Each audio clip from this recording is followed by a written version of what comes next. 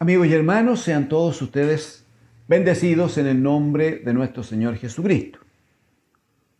Quiero invitarle a que me acompañe en la lectura de la palabra del Señor, Evangelio de Lucas, hermanos. Lucas capítulo 18. Lucas capítulo 18. Vamos a leer los primeros 8 versículos para que compartamos lo que el Señor por su gracia en su Espíritu nos dé, ¿no?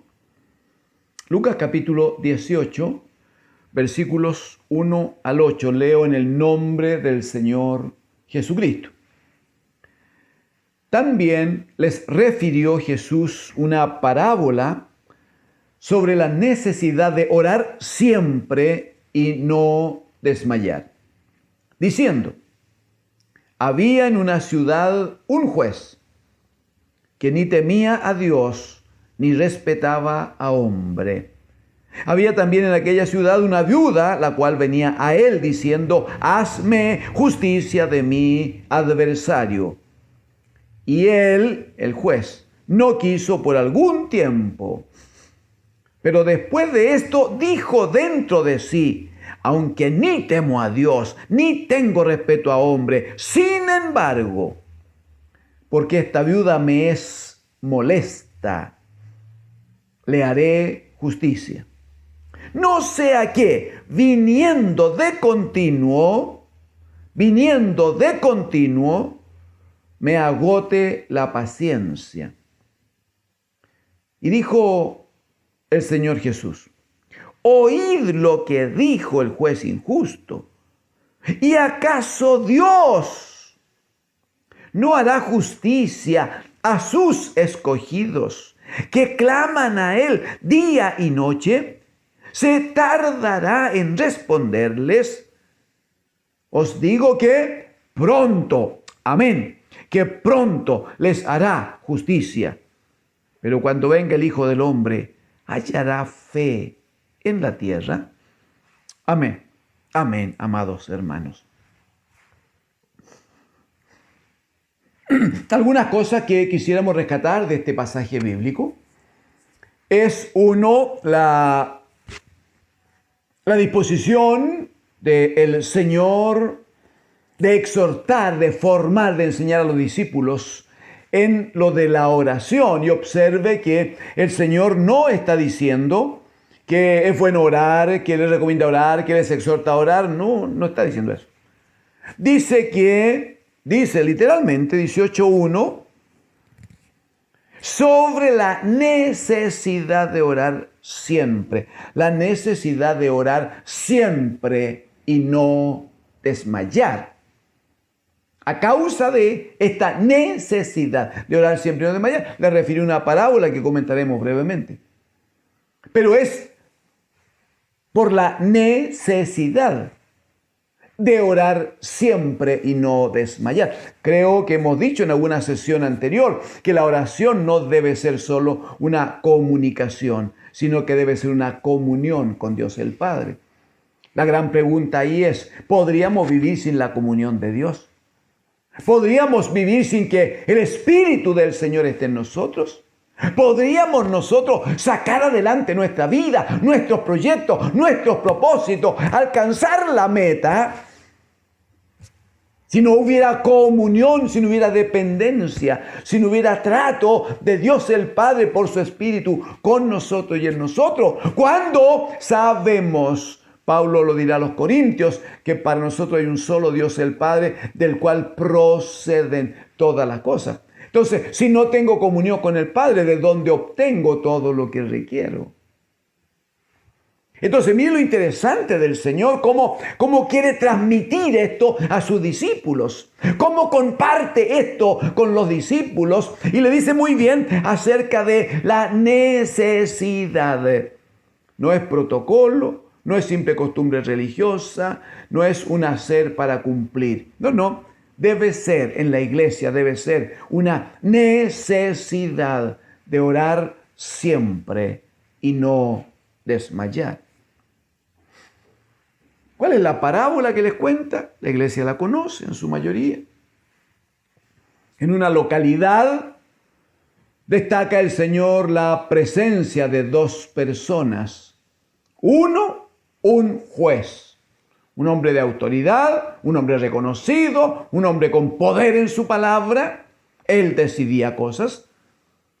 Un hombre que además de estas cualidades señaladas, la Escritura dice en la parábola del Señor que era además un irreverente porque no temía a Dios ni respetaba a hombre.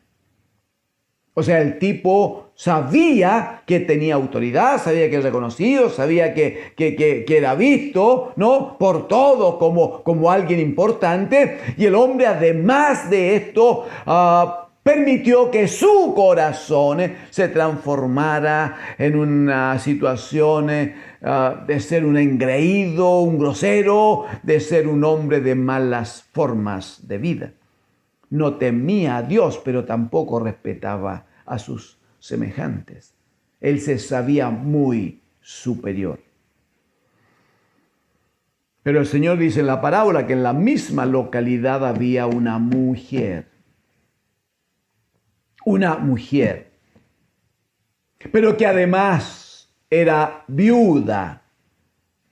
Entonces nos da la idea de una mujer mayor, probablemente anciana, claramente sin familia, porque dice que la gestión la hacía ella y sola.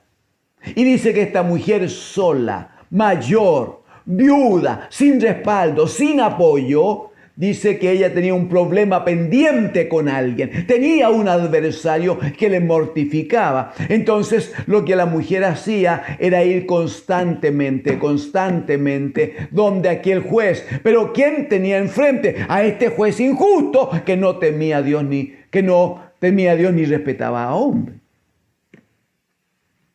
Sin embargo, en el ejemplo que el Señor pone, dice que la mujer insistió,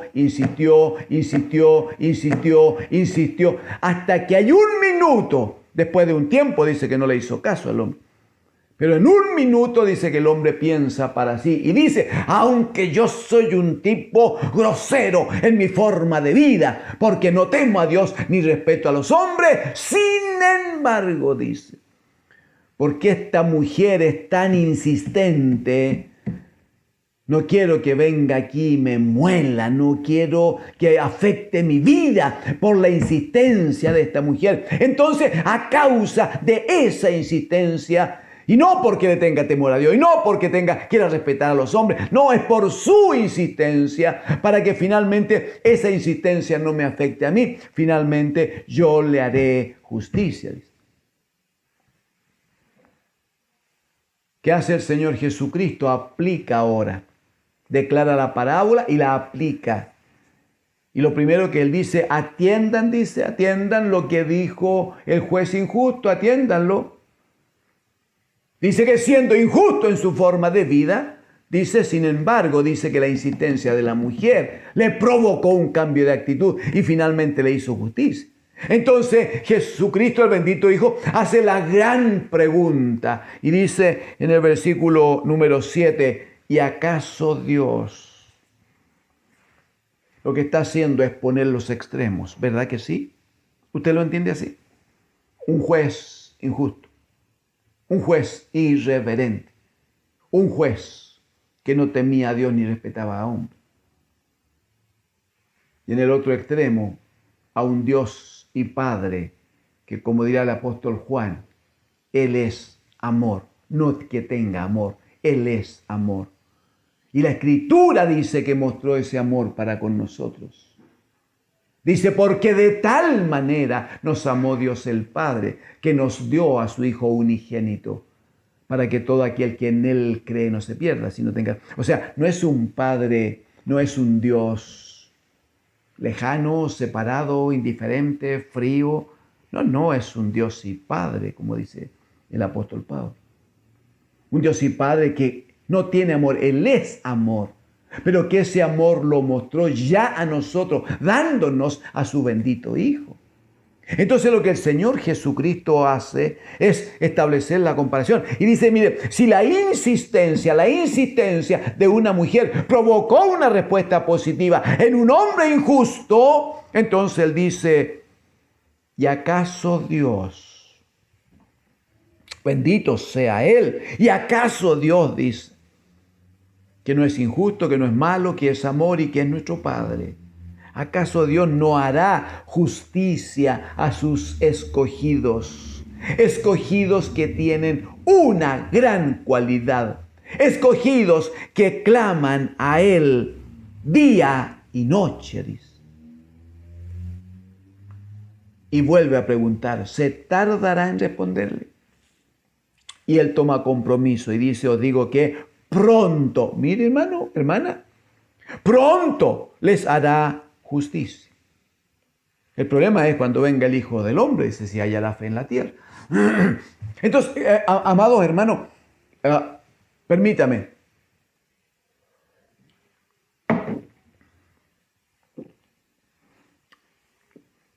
El mismo Señor está interesado en que sus discípulos,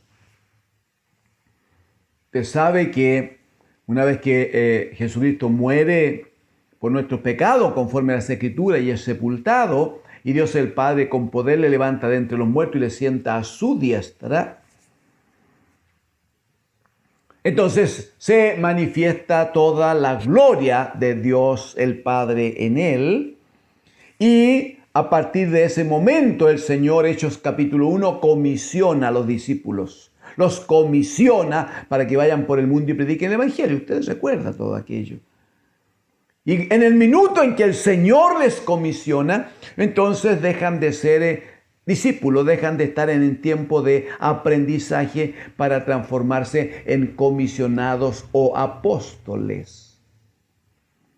Pero luego el Espíritu Santo hablará a través del apóstol Pablo en la carta a los Efesios en el capítulo 2, cuando dice que debemos ser como iglesia, debemos ser edificados, dice, sobre el fundamento de apóstoles y profetas, siendo la principal piedra Jesucristo, el Señor. O sea, lo que está diciendo claramente es que el Señor trabajó con discípulos.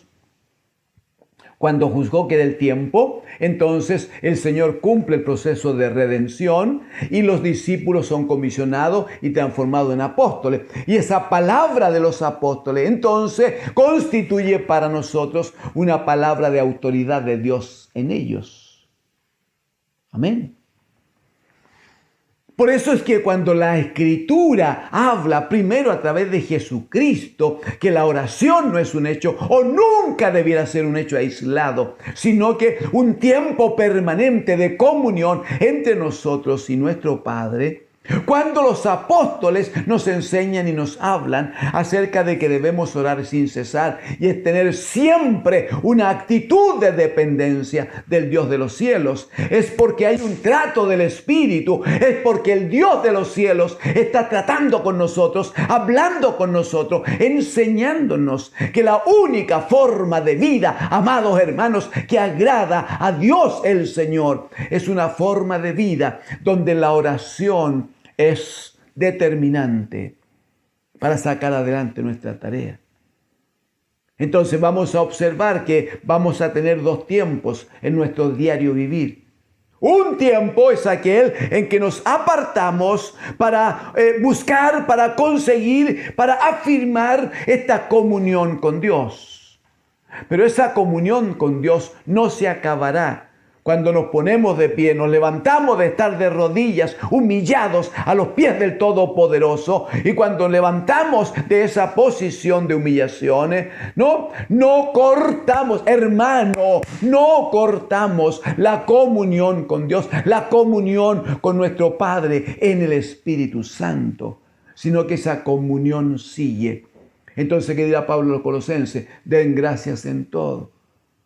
¿Qué va a decir? Y todo lo que hagan. Ahí pues ve. Y todo lo que hagan, sea de palabra o de hecho, háganlo todo para la gloria del Señor, dando gracias al Padre. Sean llenos.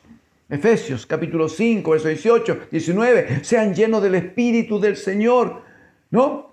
Y estando durante el día con cantos, con himnos, con cánticos espirituales, dando gracias al Padre absolutamente por todo. Pablo diría a los tesalonicenses, ¿no? Estad siempre gozosos, orad sin cesar, dad gracias por todo al Dios y Padre, porque esa es la voluntad de Él para con nosotros. Eso de estar permanentemente abriendo nuestra boca para honrar, para alabar, para dar gloria, para bendecir al Dios de los cielos. Esa comunión, aleluya, esa comunión con el Padre. Eso es la segunda forma, o la segunda parte, si me permite, la segunda parte de nuestra oración. Hay una primera parte que es apartarnos para estar en la presencia del Señor y ser fortalecidos y llenos del Espíritu. Es muy hermoso eso, hermano, porque la Escritura dice, no lo vamos a leer, pero dice que cuando el Señor Jesús estaba en el Getsemaní, dice que oraba intensamente, su sudor era como grandes gotas de sangre, pero dice que aparecieron ángeles para fortalecerle. Y esos ángeles no aparecieron en los tiempos en que Jesús estaba predicando, no aparecieron cuando Él sanaba a los enfermos y levantaba a los muertos. Aparecieron, bendito sea, aparecieron para estar con Él y fortalecerle en los tiempos de oración, en los tiempos de comunión con su Padre. Mire cómo no necesitaremos crecer, madurar en esta relación que necesitamos con Dios nuestro Señor. ¿Cómo no? ¿Cómo no? Una buena pregunta seguramente es: ¿y cuál será la forma correcta? ¿Cuál será la forma? Mire por favor Mateo capítulo 6. Mateo capítulo 6. Hasta donde podamos por lo del tiempo, pero por favor,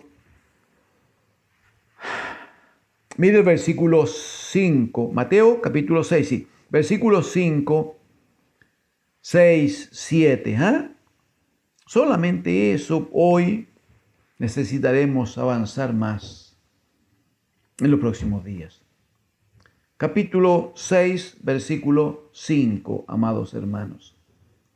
Dice el versículo 5, y cuando ores, no seas como los hipócritas.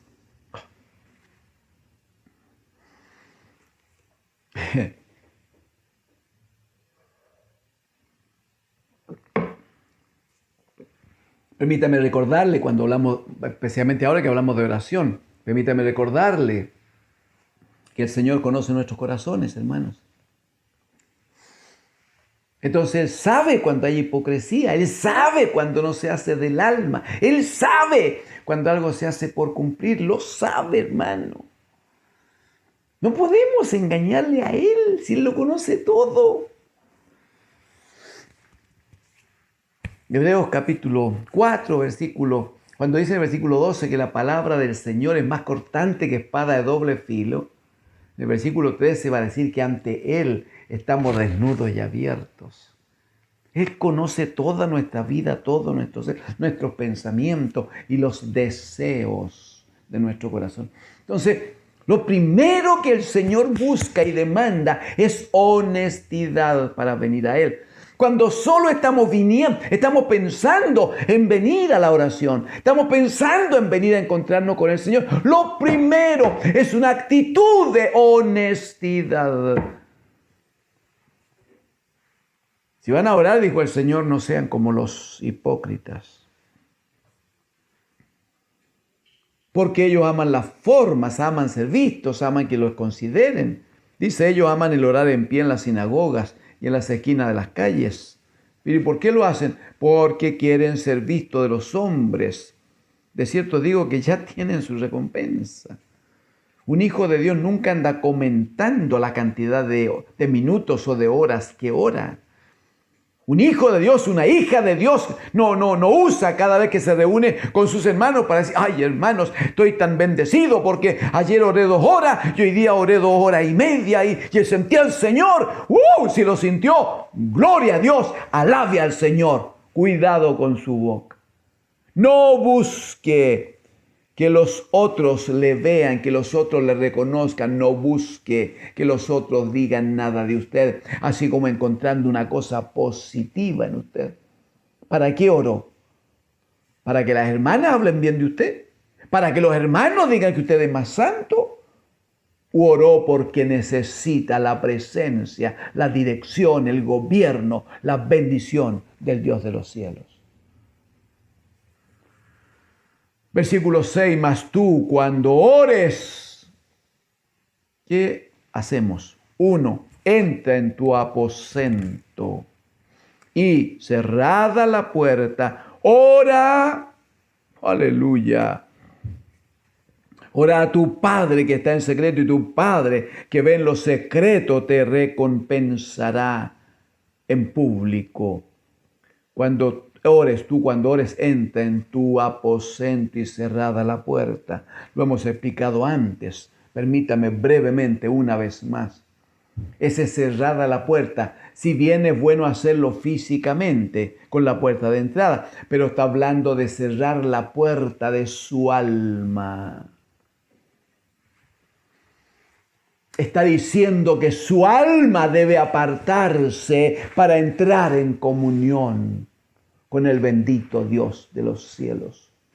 Hablando de esto, el Espíritu dice allá en Hebreos capítulo 10, verso 19, que teniendo libertad ahora para entrar al lugar santísimo. Ahí está el Padre, ¿ve? Para entrar al lugar santísimo por el camino santo y vivo que el Señor nos abrió a través de su carne, que fue partida por nosotros, y por su sangre que fue derramada por nosotros. Allí tenemos los medios, allí tenemos el camino establecido. Solo que ninguno podrá usar ni la sangre de Cristo, ni su sangre partida por nosotros, si no viene al Señor en obediencia a la forma como el Señor quiere recibirnos.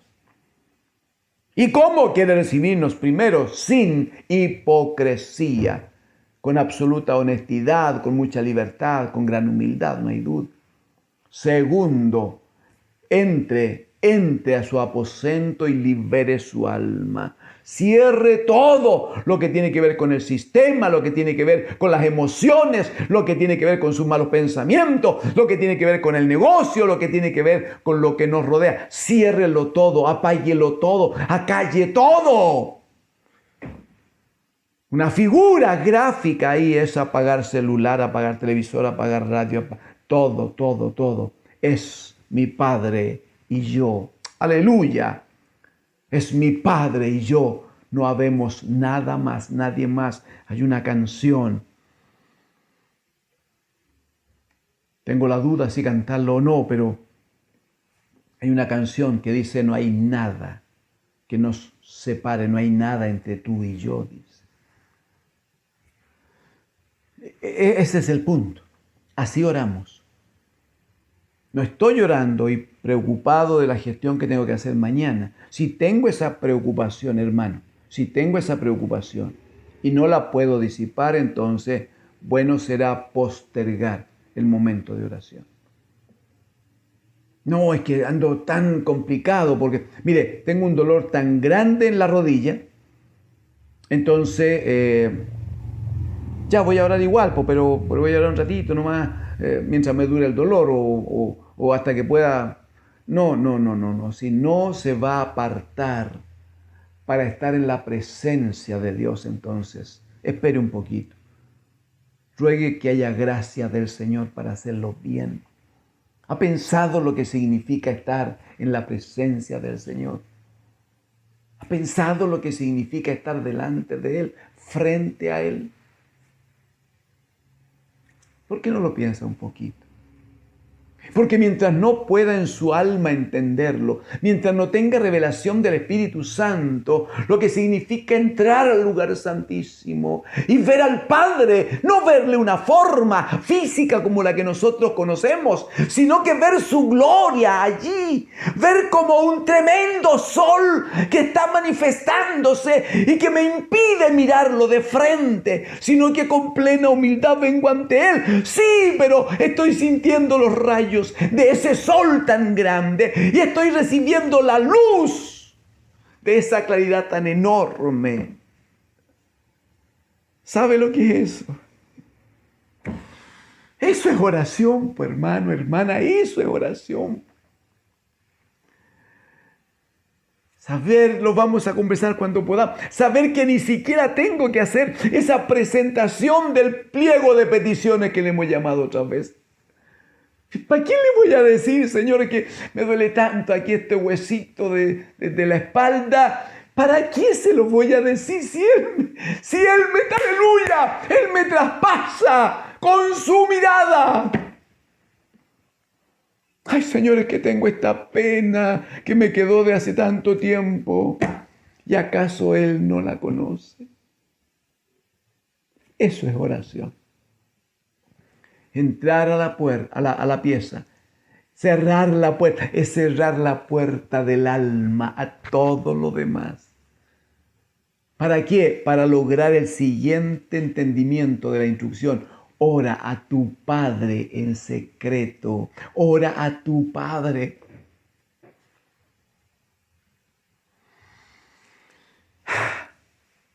¿Tiene testimonio de que Dios es su Padre? ¿Lo tiene o no lo tiene? ¿Lo tiene? ¿Cuántos días hace que no entra a la presencia de su Padre a hablar con Él? ¿Cuántos días?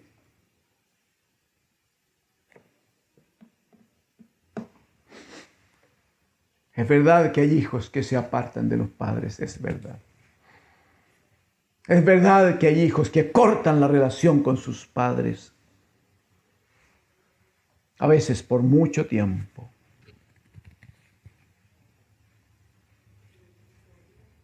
¿Sabe cuál es el problema? Que cuando no hay comunicación, no hay comunión entre el hijo y el padre, es imposible que un hijo cumpla con Dios el mandamiento de honra a tu padre y a tu madre para que te vaya bien y seas de larga vida. Es imposible, no tiene cómo. ¿Y quién es el más afectado en ese caso?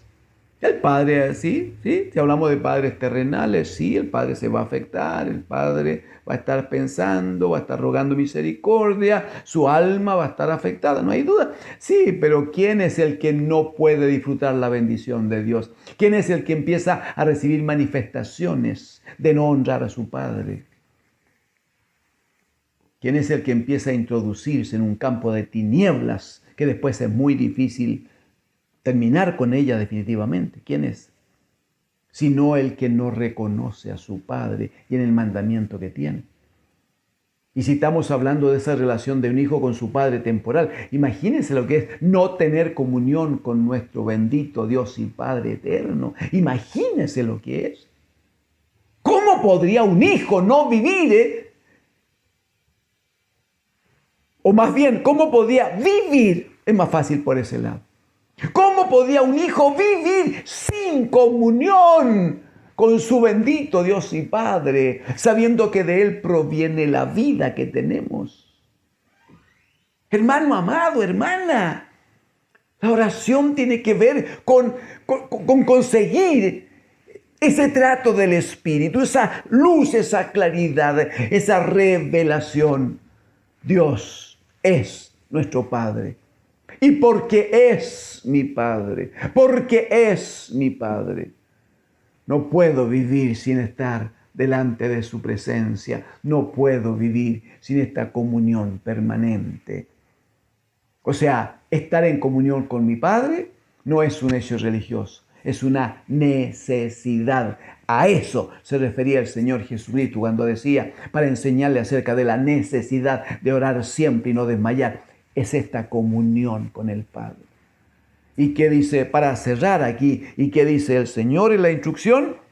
Versículo número 6 dijo que había que orar al Padre y hay respuesta, hay compromiso del Señor. Que si uno ora al Padre en secreto, Él va a recompensar en público. Pero el 7 va a decir, y al orar, no usen vanas repeticiones como los gentiles. ¿Qué piensan los gentiles? Los que no son hijos. Que piensan que por su palabrería serán oídos. No os hagáis pues semejante a ellos. ¿Por qué? Porque ustedes tienen padre. ¡Aleluya! Porque ustedes tienen padre. Y vuestro Padre sabe de qué cosas tenéis necesidad antes que vosotros le pidáis. antes que vosotros.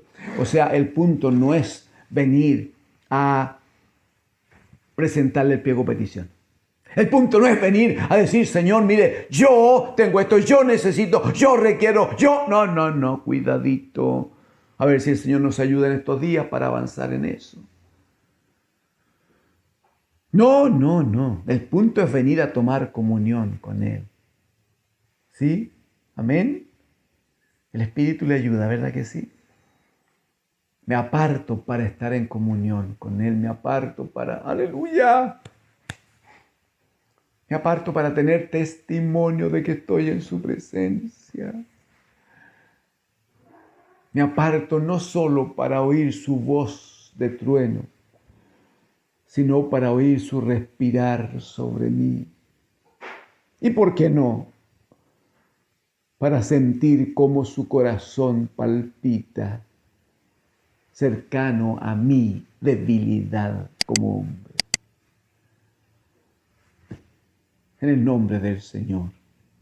Ruego ahora, en el nombre de Jesús, que el Espíritu Santo trate con la iglesia del Señor. Ruego que el Espíritu Santo abra los ojos del entendimiento de este santo pueblo de Dios. Y que cada hermana y cada hermano ahora, Padre, reciba por la acción del Espíritu el entendimiento y la disposición de obedecer a su palabra. Y hoy día se inicia en tiempo, Señor, de una búsqueda permanente y constante de su santidad, de su comunión, de su presencia, de su gobierno. Padre, en el nombre de Jesús, bendecimos su iglesia y la sujetamos a esta exhortación de amor que usted nos hace. Oh, gracias, Padre, en el nombre de Jesús.